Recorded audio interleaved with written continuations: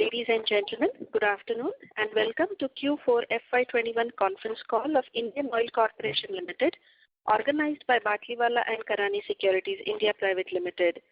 At this moment, all participants are in a listen-only mode. Later, we will conduct a question and answer session. At that time, if you have a question, please press star and 1. Please note that this conference is recorded.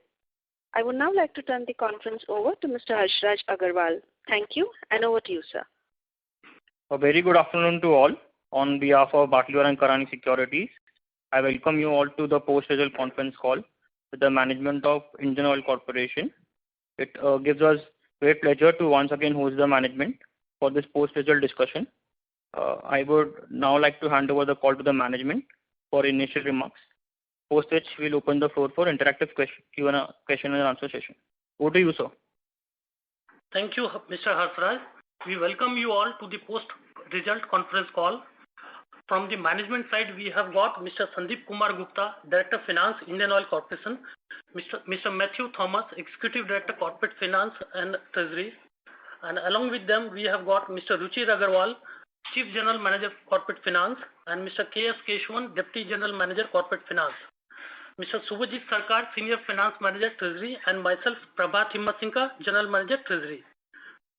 To begin with, Director Finance will briefly touch upon the quarterly performance highlights and then he will take the question.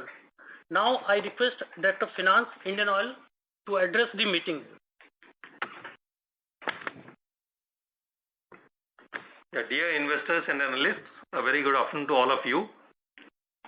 I hope every one of you is safe and sound. I take this opportunity to welcome all of you to the conference call post announcement of the annual results for financial year 2021. Hope you have gone through our results and you have got the numbers from our teams also. But before I go to the results, first our initiatives on fighting this COVID-19 crisis of the nation.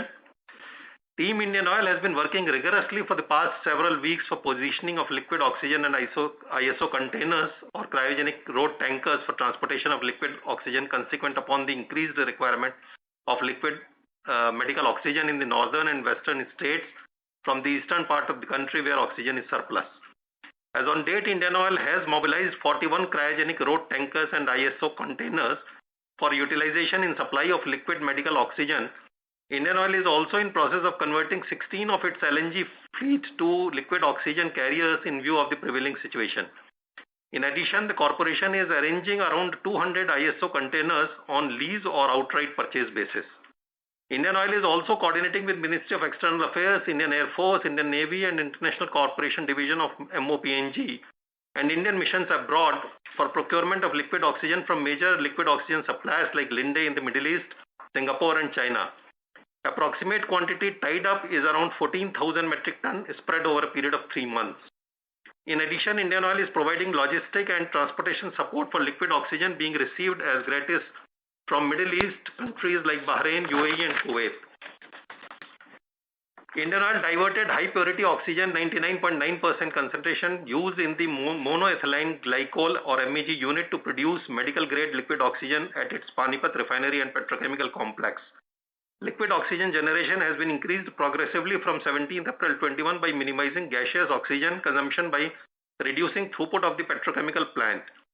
On date, maximum possible quantity of 270 metric tons per day of liquid oxygen is now being supplied to different hospitals in the states of Delhi, Haryana and Punjab.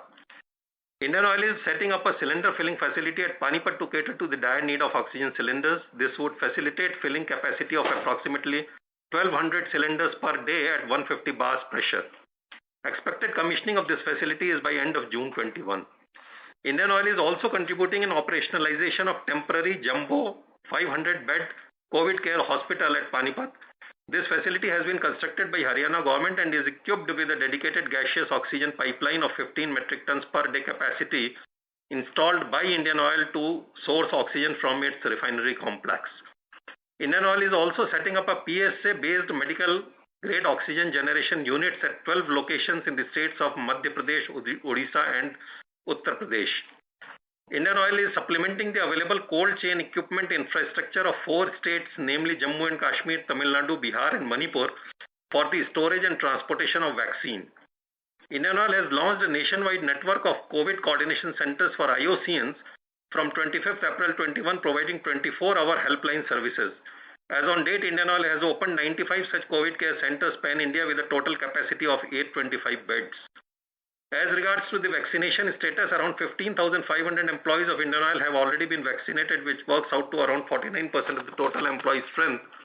Vaccination of more than 90% of 45 plus age employees of Indian Oil has already been achieved. In addition to extending insurance for the second year, Indian Oil is organizing vaccination drive for approximately 4.2 lakh of its contract workmen and employees of business channel partners like LPG delivery boys, pump attendants, truck drivers and crew members. Throughout this pandemic, Indian Oil maintained uninterrupted supplies at its ROs and in fact recorded 33.11 lakh LPG cylinders delivered on a single day on 30th of April 2020. And nearly 100% of refueling of flights in Vande Bharat mission is also being arranged by Indian Oil. Now coming to this recent cyclone Taukte, precautionary measures were taken at supply points, retail outlets and LPG distributors ships under Kerala, Karnataka, Maharashtra and Gujarat state offices so as to minimize losses and to maintain uninterrupted supply line of fuel products. Till this point of time, no major damage has been reported from any of the IOC locations. Some damage at retail outlets with respect to canopy, fall ceiling, monolith, hoardings, yard lights, etc. has been reported. LPG distribution in coastal districts under Gujarat State Office were affected and is likely to be resumed very soon. Now coming to the highlights for the year. Indian Oil commissioned 3,000 retail outlets during the last fiscal year, taking our total tally to 32,060 retail outlets. Additionally, 310 CNG stations and 637 mobile dispensers were also brought in stream. We continue to put concerted efforts to ensure that we retain our market leadership across geographical areas in times to come, both through network expansion and enhanced per pump throughput. Further to XP100 launched earlier, XP95 Premium Petrol was launched on 1st May 21 and is now available at 2,500 ROs and will be available at around 6,000 ROs by July. We also solarized 1658 ROs during the year, taking the total solarized RO number to 18,336, which is around 57% of our total ROs.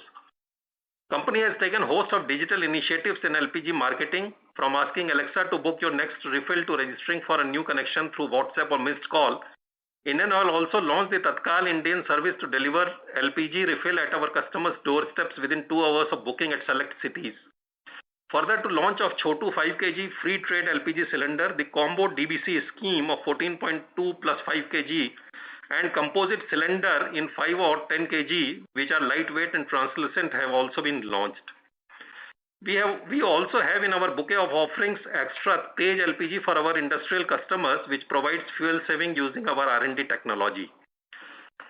Petrochemicals is continuously scaling new heights in physical performance. Highest ever petrochemical sales of 2.67 million metric ton has been achieved in financial year 2021 against previous highest of 2.55 million metric ton in financial year 18-19. This does not include export sales. Besides expanding our existing petrochemical facilities, all our refinery expansions are coming with petrochemical facilities to tap the growth and profit potential. With the commissioning of 143 km long Ramanathapuram Tuticorin section of the 1444 km long Ennore, Thiruvallur, Bengaluru, Puducherry, Nagapattinam, Madurai, Tuticorin natural gas pipeline, Indian Oil has achieved a milestone of 15,000 km pipeline network length. In R&D, our HCNG experiment in Delhi, wherein we are plying 50 CNG buses on in situ HCNG fuel, is progressing well. Further to adoption by a refinery in Serbia earlier, our INDMAX technology has been selected by NRL also for its upcoming 1.9 million metric ton FCC. Aligning Indian Oil's business objectives with national priorities, we have sharpened focus on bioenergy and renewables also. Indian Oil has initiated marketing of CBG from 11 plants through 18 retail outlets spread over 5 states with total sale of CBG in 2021 exceeding 962 metric tons. Presently, Indian Oil has a portfolio of 230 megawatts of renewable energy consisting of 168 wind and 65 megawatt of solar. For electric vehicles, we now have 257 charging stations and 29 battery swapping stations throughout the country. We are also working on aluminum air battery technology with a foreign technology company with plans to put up manufacturing facility in India.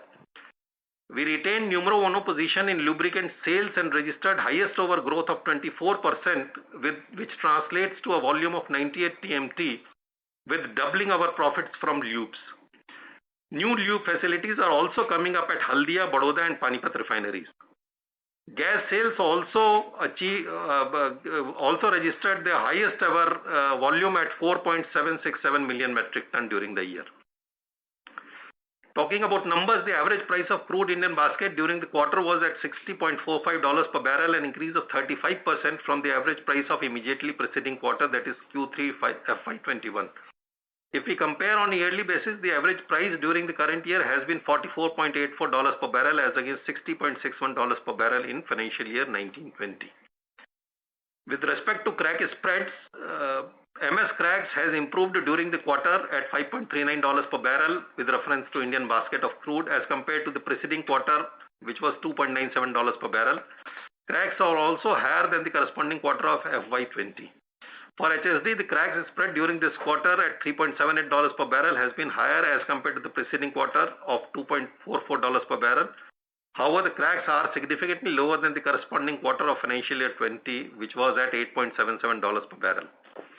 As far as petrochemical spreads are concerned, spreads for polymers in this quarter at $690 per ton was 6% higher than the previous quarter and about 45% higher than the corresponding quarter of FY20.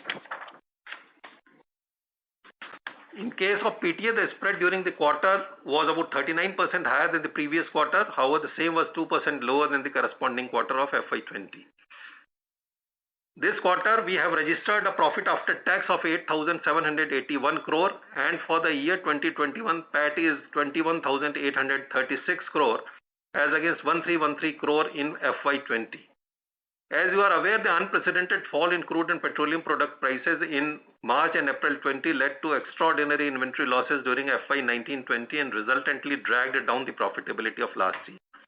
While in the current financial year, the crude prices have been on an uptrend, thereby resulting in accretion to margins.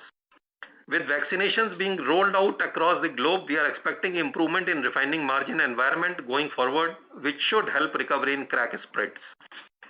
Revenue from operations during this quarter is rupees 1,63,606 crore as against 1,46,599 crore in the preceding quarter of this year. Now let me briefly touch upon performance of major verticals during Q4. First, refineries. The throughput during the quarter was at 17.6 million metric ton with a capacity utilization of 102.4%. The throughput of FY21 was at 62.4 million metric ton with a capacity utilization of 89.5%. Throughputs were severely impacted during first 2 quarters of the last fiscal due to fall in demand because of COVID-19. IOCL refineries have registered a GRM of $10.59 per barrel during the current quarter. The normalized GRM after stripping of inventory impacts and factoring in price lags for the quarter is $2.51 per barrel. Our refineries have outperformed the benchmark Singapore GRMs during Q4, Singapore GRMs being $1.79 per barrel. Coming to pipelines, the capacity utilization of our pipelines was about 92.4% during this quarter as compared to 92.2% in Q3 of FY 2021.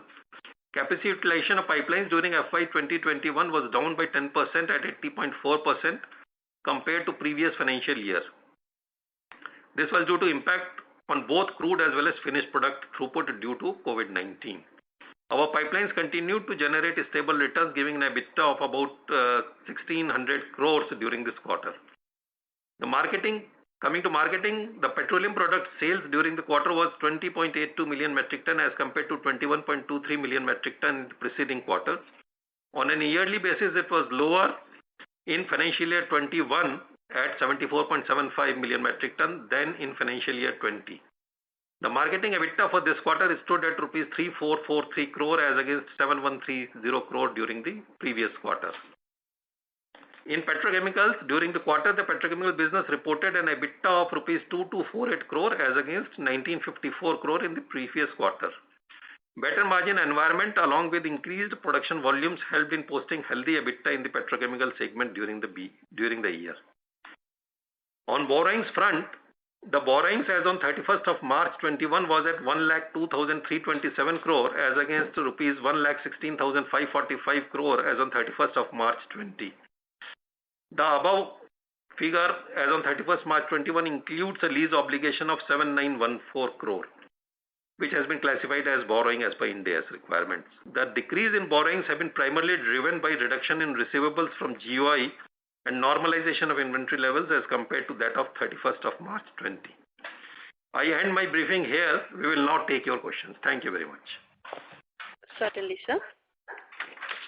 Ladies and gentlemen, we will now begin the question and answer session.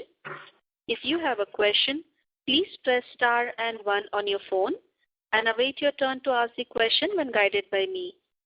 If your question has been answered before your turn and you wish to withdraw your request, you may do so by pressing star and 1 again.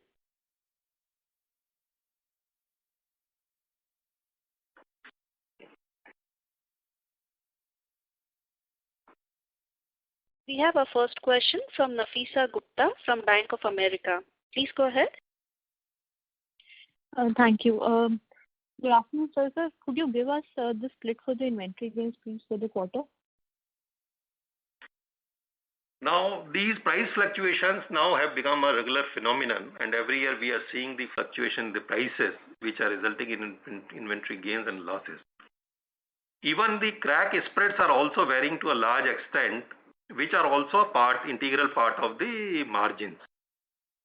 So now to give a particular set of figures perhaps is not okay, and hence we are not giving this figure since this is not a statutory requirement also. However, since we have been reporting GRMs as a part of our results, we also have given the net GRMs stripping off the inventory impacts. Got it, sir. Sir, again to repeat just the core GRM for 4Q21, did you say it was around 2.3 for the quarter? For the quarter it was 2.51 and for the full year it is 2.31. All right. Got it, sir. And sir, my second question is on the throughput for the petchem and refineries. On the petchem front, firstly, because of the oxygen supply, what kind of throughput losses do you see there? And on the refineries bit, so again, there has been some... Excuse me, Nafisa, there was an interruption. Can you please repeat this question? Yes, sir. So I was saying that on the throughput front, firstly, for the petchem side, since we've been supplying oxygen for COVID, what kind of throughput impact do you see happening on the petchem segment?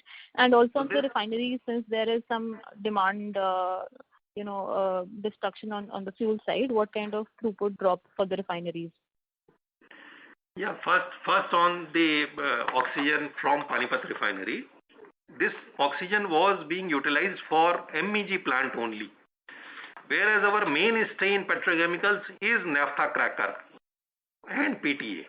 So we do not anticipate any noticeable difference in the throughputs of petrochemical on an overall basis or consequently on the profits. Now coming to the petroleum, though COVID took a great toll of demand in the recent fortnights, but we are seeing the situation fast improving with decrease in the number of cases throughout the country.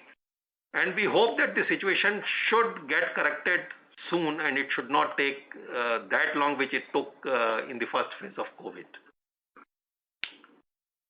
So April refinery throughput was at 96%, but it was scaled down in the first fortnight of May to 84-85%, and perhaps may continue at lower levels in this fortnight also, but we are seeing the situation fast improving.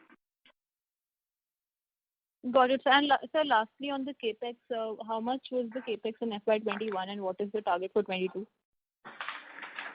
Last year we spent about 27,000 crores, and this year our target is about 28,500 crores. Got it, sir. Thank you. Thank you, Ms. Nafisa. We have next question from the line of Mr. Audus Sabnis from CIMB. You can go ahead. Yeah, first question, sir. As far as GRMs are concerned, we have been giving a reported GRM number as a normalized GRM number on a regular basis. Now, if I look at, let's take the normal GRM number, FY21 is 5.64. For the first 9 months, it was 2.96. Okay, sorry, but as per my calculation, then automatically the fourth quarter number tends to be 12.5 and not 10.6, which you are saying. Similar sort of there is anomaly for the normalized GRM as well, as against 2.5 that you're saying for the fourth quarter, it actually works out to 4.5. Could you please clarify, or have I got something wrong? So, though your computation may be correct, there was some restatement, some recomputation at our end, and we have accordingly restated the numbers. Okay. So the fourth quarter number is the right number. That's for the restatement. Yes, which is gross $10.59 per barrel and net $2.51 per barrel. Okay.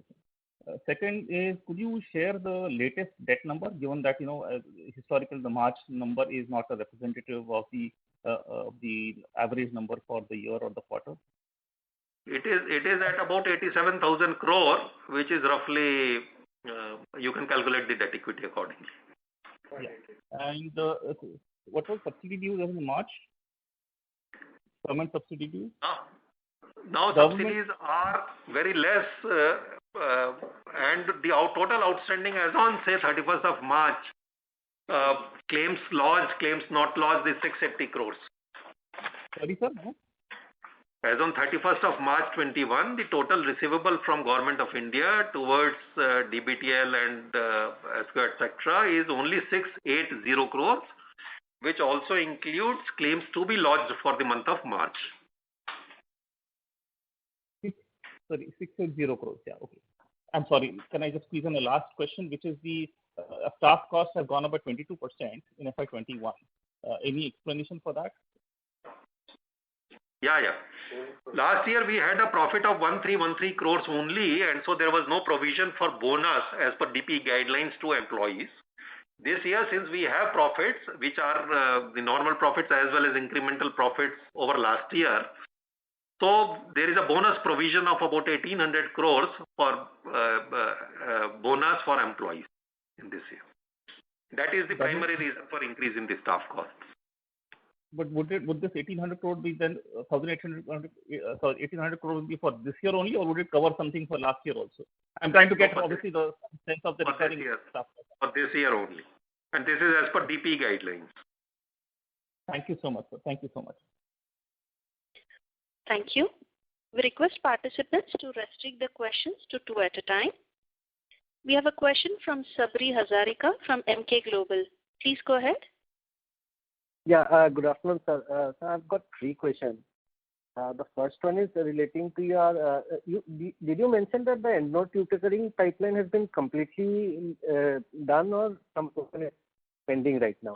No. It is not completely done. I said one section has been commissioned, but the other sections, it is still to be completed. So I said that only in addition to Ennore-Manali spur line of 22 km, which was commissioned in March 19, the Ramanathapuram-Tuticorin section of 142 km was completed in February 21. And beyond that, Ennore-Thiruvallur section of 154 km will get commissioned in June 21. And likewise in August 21, some section, and the last section perhaps is expected in February 22. Okay, sir. Secondly, you have got, like you have mentioned in your presentation, 3 major expansions of refinery, that is Panipat, Barauni and Koyali. So all of these are under implementation, right? Nothing. I mean, they have been. Yes. The work has been started in all this, right? You said which ones you said? Panipat, Baroda, and the third one is I think Barauni. Yeah, we are expanding Barauni, which was approved earlier, and Gujarat also, which was approved earlier, and Panipat was approved recently. So work on all these projects is on. And what is the timeline for commissioning of this expanded capacity? Yeah, I will just tell you. Panipat is September 24, Gujarat is August 24, and Barauni is April 23. Okay, sir. And sir, last question. Mr. Hazarika, I would request you to come back in the queue. Okay, thank you so much. Thank you. We have a question from Mayank Maheshwari from Morgan Stanley. Please go ahead. Sir, two questions from my end. One was regarding petrochemicals. Can you just give us a flavor of how has been the demand now for the month of May, and how has been your utilization rates on petrochemicals in the last quarter, and what's been the run rate right now? Yeah, just a minute. You have, Subhajit? Yes.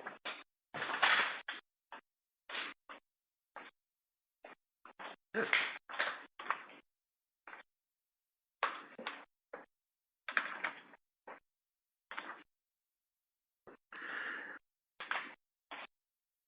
Yeah, for say for naphtha cracker, starting with naphtha cracker. Naphtha cracker only was affected in the first quarter of last year, but beyond that, whether it was Q2, Q3 or Q4 of the last year, or it is April or May of this year, it is continuing with about 110+% capacity utilization. So even in May, for the first fortnight, it is doing a capacity utilization of 113%. Similarly, our LAB plant at Gujarat in May is doing 111%. PX-PTA is little lower because perhaps there was a shutdown, but in April it did 86%. And our PP at Paradip is lower at about 60 to 65% only because of limitation of the feed also, for which we are taking up action to line up imported feed. Okay. And sir, can you just also talk a bit about your plans on because you have now EV charging stations as well as you are focusing a bit on hydrogen as well. Can you just talk about what are you kind of thinking from capital allocation perspective next few years on these businesses versus the refining side of the business? No, these EV charging stations or battery swapping stations, hydrogen in any case is little distant. These in any case are not going to take a major toll on the capex. The requirement of capex in these facilities is not much. Okay, but is there a target that you have if you want to go in the next few years on how much stations you want to put in, etc.? So the things are little unfolding actually, and sort of capital allocation also keeps on getting revised. So I will not be giving any number right now. You must appreciate that since more than a year now, the situation is very fluid. So let it stabilize, and then we will perhaps at a better time we will tell this figure. Okay, thank you. Thank you, sir. We have a question from Mr. Amit Rustagi from UBS. Please go ahead. Yes, sir. Good afternoon, and thanks for giving me the question. Sir, my request actually pertaining to the buyback versus dividend decision. I think we have been paying a very good amount of dividend, so would you give an update that any consideration being given to buyback of the shares? Because some of the companies which have done it in the past, there have been a good performance of the stock price as well. You would appreciate that if there is any decision to this sort, we will first inform the exchanges. Sir, I am just discussing from what are the factors which you are considering against the buyback. I think you must have given due weightage to both the decisions of buyback versus dividend. But what are the factors which you think are against the buyback decision? I am saying if there is any decision, we are supposed to inform the exchanges first. Okay, so we are not considering any sort of buyback or any... I think I have answered your question. Yeah, okay. And the second thing regarding the refining capex. So we have seen that already our refining integration is one of the best or highest in the industry. And in kind of current situation or in the longer term, if there is any impact on the product demand, then what is the risk to expand all the refining capacities at one go? And by the time this refining capex gets materialized, the outlook on the refining margins may not be very, very certain. So what are the thoughts actually which are going into these projects, and what kind of IRRs we are considering for determining the approval of these projects? Yeah. So this your hypothesis regarding the demand or the refining margins, I do not know whether it's founded or unfounded, but we have from our own sources and studies a very favorable opinion about the demand as well as the cracks which will prevail till the time it peaks, even in India, though globally it may take little lesser time, but in India at least the demand is going to be there. And accordingly, we are expanding our refinery capacities to meet out the local demand. Yeah. Sir, what kind of GRMs we are considering? Mr. Rustagi, can you please come back in the queue? Mr. Rustagi? This is just a related question on this. I'm just adding one sentence to that. Sir, what are the GRMs you are considering for approving these projects?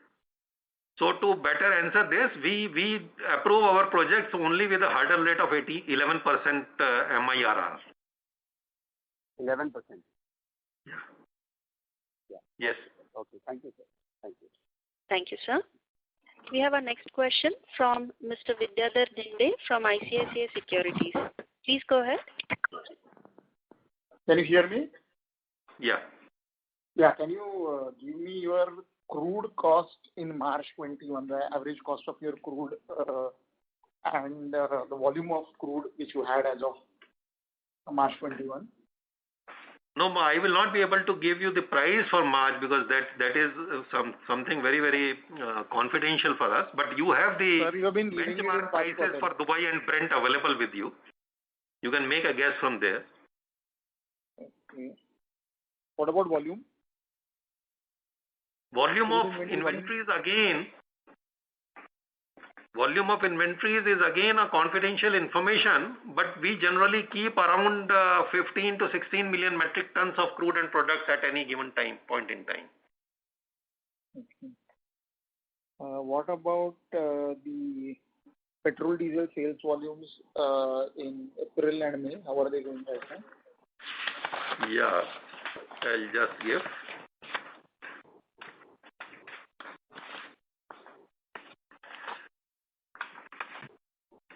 If you could give comparison with 19, it will be better rather than YOY. With comparison to, okay, just. If possible. Otherwise, we can work out. No, I'll give you.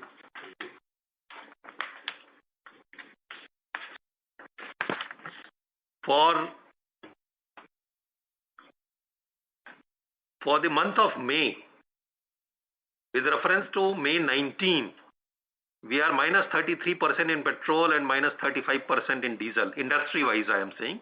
All three OMCs put together. Mm-hmm. And in case of, in April?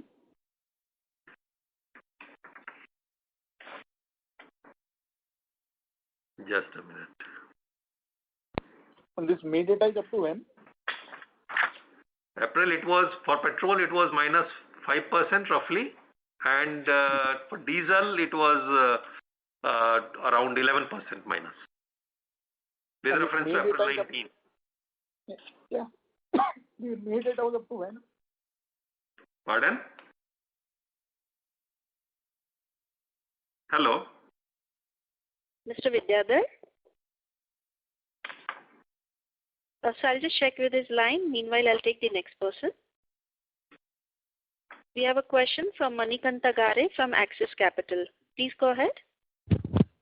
Yeah, good afternoon, sir. Thanks for providing me the opportunity. I wanted to check on one press release which has come a couple of months back, where you have mentioned that hydrogen generation units at the refineries will be sold, and these are mentioned as non-core.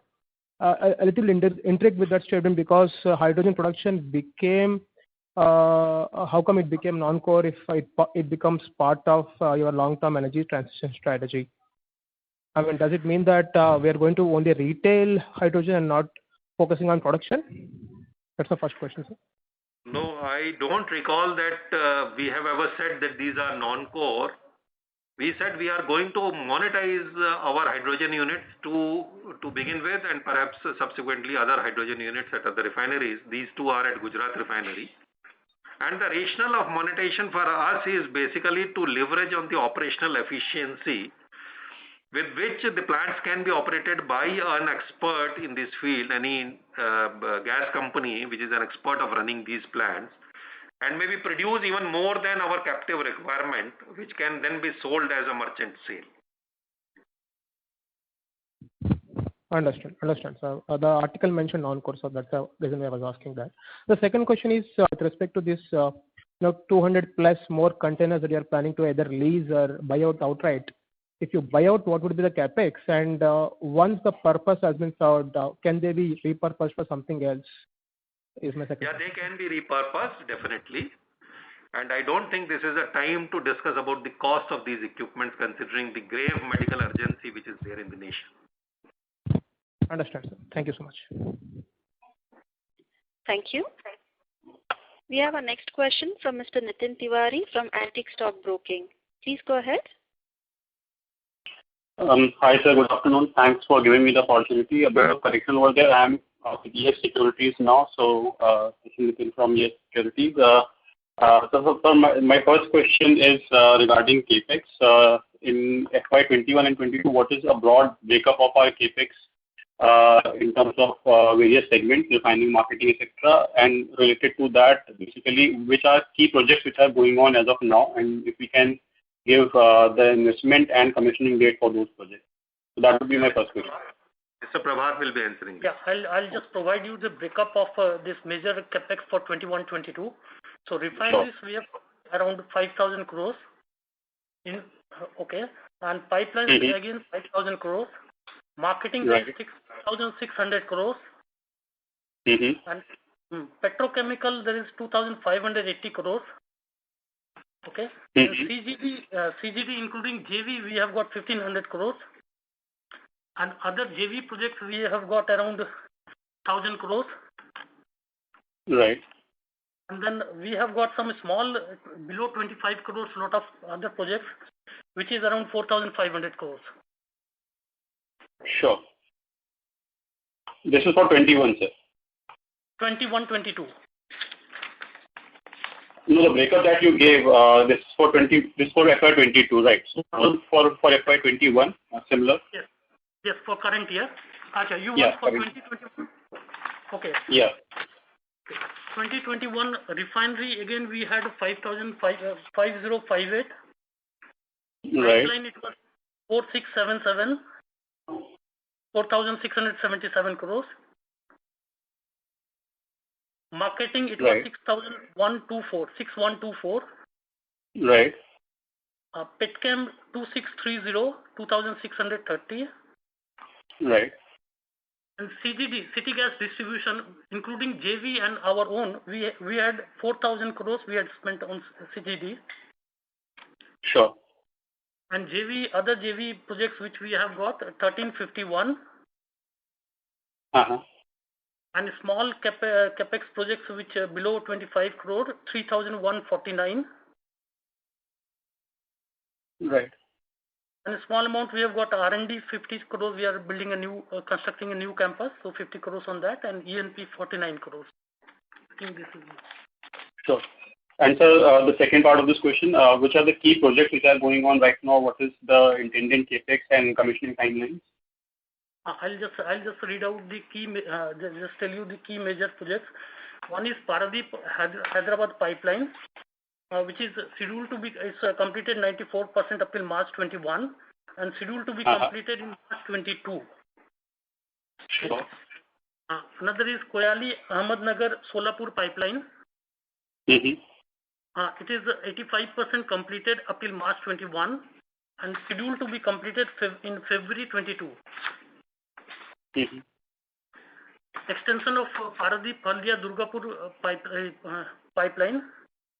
This is a pipeline up to Patna and Muzaffarpur. This is scheduled. This is completed up till 87%, and is scheduled for completion in December 21. Sure. Actually, this is a long list. I am intervening. I am again Sandeep Kumar Gupta. Right.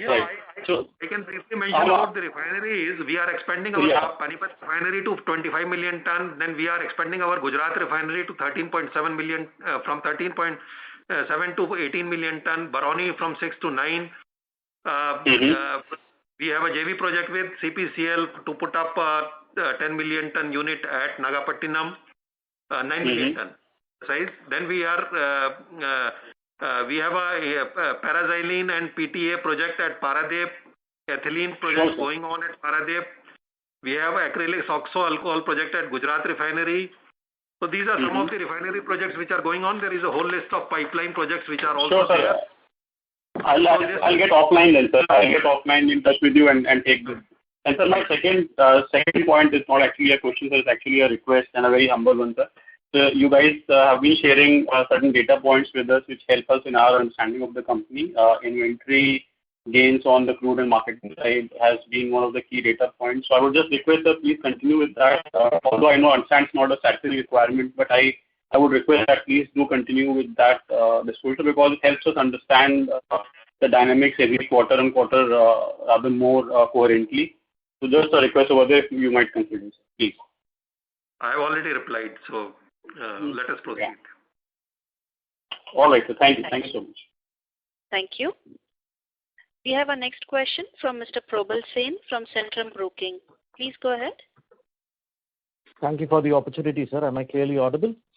Yes. Yeah, just wanted to understand, you did speak about the demand scenario in April and May. I wanted to understand with the, what is the margin trend that one has seen in the first quarter. Fourth quarter, of course, the numbers are there for us to see. Has there been a significant change in fuel margins in April and May, sir? Yeah, generally speaking, they are on improvement. So with sort of every passing day, we are seeing some improvement in the crack spreads of MS and HSD. And hopefully with this vaccination and opening up of the economy with lower number of cases, we believe the demand world over. In fact, the foreign countries have already opened. So the demand for fuel products in those countries abroad will drive the product crack spreads, which will also benefit us. Thank you, sir. I was referring more to the marketing margin part of it in terms of retail fuel margins, how they have behaved and what are you seeing for the first quarter? I'm saying the retail marketing margins are not, they are sort of fixed and they are not affected by the movement in the prices internationally. It is the refining margins which get affected. So are we saying that the retail fuel margins have not changed at all in 1Q versus 4Q, sir? No, I am not saying beyond this. Okay, thank you, sir. That's all from my side. Thank you for the opportunity. Thank you. We have our next question from Mr. S. Ramesh from Nirmal Bang. Please go ahead. Good afternoon and thank you very much. The first question is in terms of the investments you are making in your own CGD geographic areas as well as the JVs. When do you see some critical mass in terms of the CNG and PNG volumes, and what is the kind of addition you expect in terms of your profits, say 3 to 4 years down the line? Are you talking about the CGD? Yes, sir. Yeah, the investments are on, and right now we will not be able to tell you the timelines presently.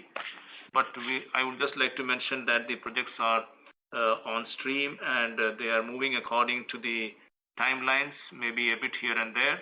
But otherwise, unless the projects are completed, we would not be able to tell you what exactly how it is going to pan out. Generally speaking, these are CGD investments.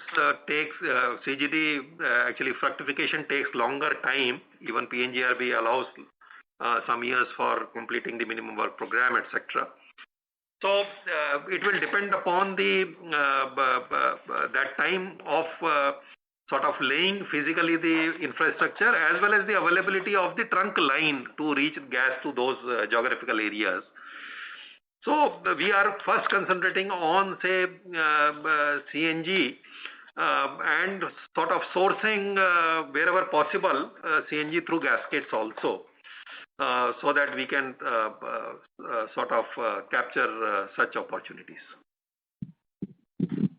Okay, and the second thought is on the refining side, we hear that there are a lot of capacity closures.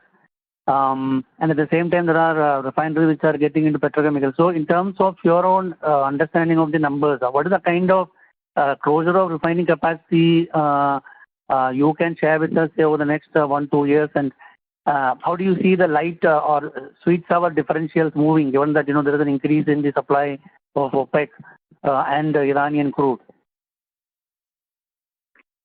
So none of our capacity is getting closed. Perhaps you are talking about some facilities world over. So you're talking about the global capacity, yeah. So we are also aware of such capacity closures only from media sources only. So I would not like to dwell upon that. None of our capacity at least is getting closed, or in India any capacity is getting closed. And regarding the demand and crack scenario, I answered a few moments back also. We see the demand to be very robust and the crack spreads also to be healthy enough. And based upon that only we are approving projects with a minimum hurdle rate. Okay, one last thought. In terms of the integration with petrochemicals, we're seeing pretty much all oil and refining companies looking at petrochemicals. So while there is, growth in demand, isn't there a risk that, there will be excess capacity somewhere down the line? And remember, your feedstock cost economics may actually bring down the, cost of production. Isn't there a risk that, spreads will fall and would jeopardize the returns from these projects? What are your thoughts on that? No, based on our studies, whether in-house or through consultants, we see the demand in absolute terms also growing, and our expansions will support that demand.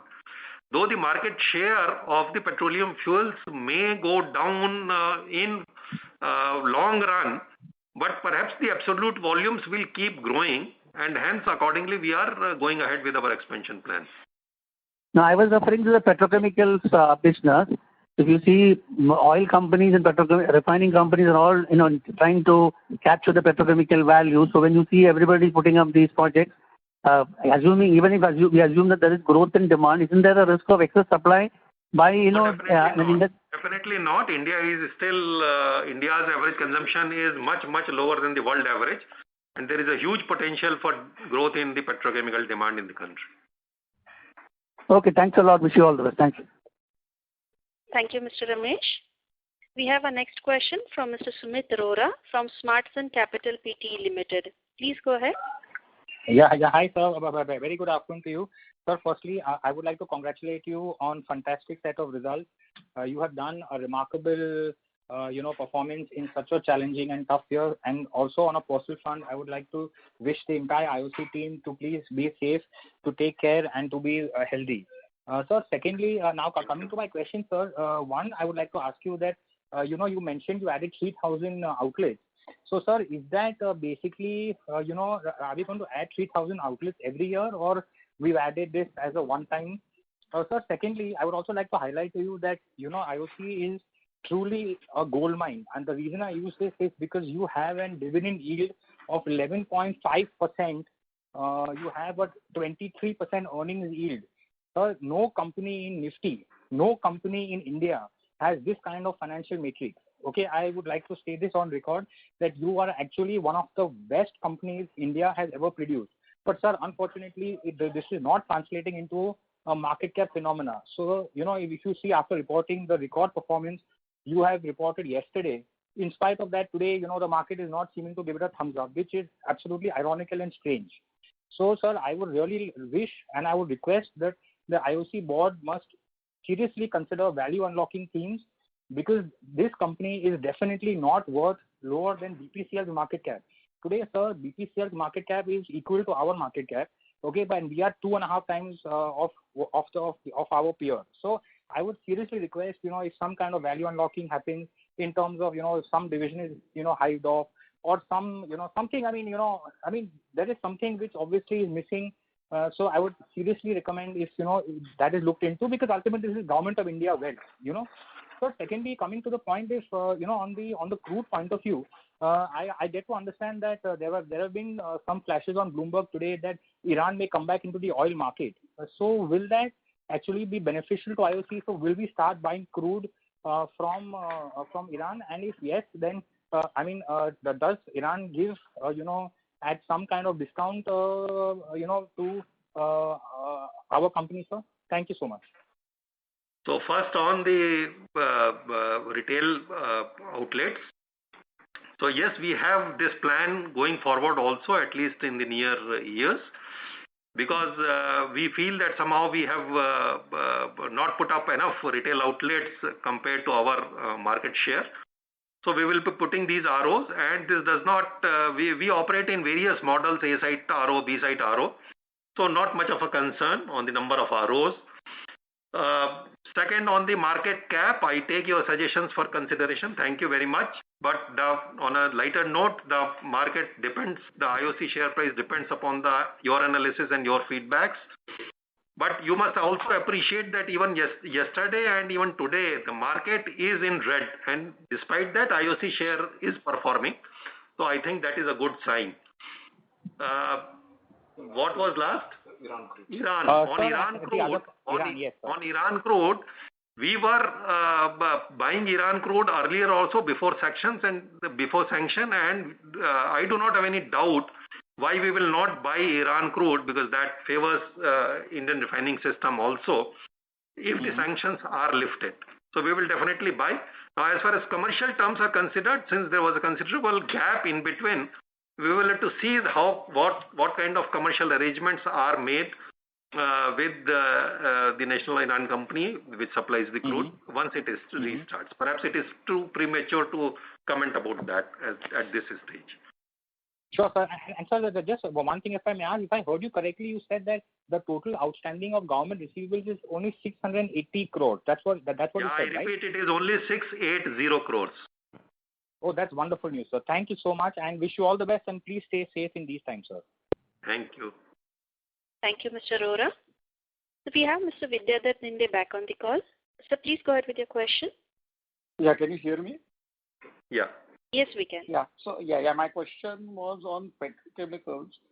So could you give us some guidance on possible volumes of petchem in FY22 and what is specifically on the PP side, because I think most other products are operating at high levels except for PXPT, which you mentioned. So PP is the one where you were talking of outsourcing properly to bump up your capacity utilization. So if you could give us some indication on that for FY22. So presently, the PP Paradip is operating at about 60 to 65% capacity levels in April and May. And we are trying to ramp up this capacity, but that will depend upon the feasibility of importing the feed, for which we are trying. Beyond that, only MEG plant will commissioned during the year at Paradip. And there are a lot of other projects which are in stream and which will take perhaps a couple of years to get commissioned and then start producing. But as a guidance, I can tell you that our plan is to take our petrochemical integration ratio to about 14 to 15% by 2030. Okay. Thank you. Thank you. We have our next question from Mr. Maulik Patel from Equirus Securities. Please go ahead. Yeah, thanks for the opportunity. So can you just share the progress in terms of on the volume at Ennore and what is your expectation on the ramp up? Yeah, just a minute. It was what, 2.55? The capacity was 2.55? Huh?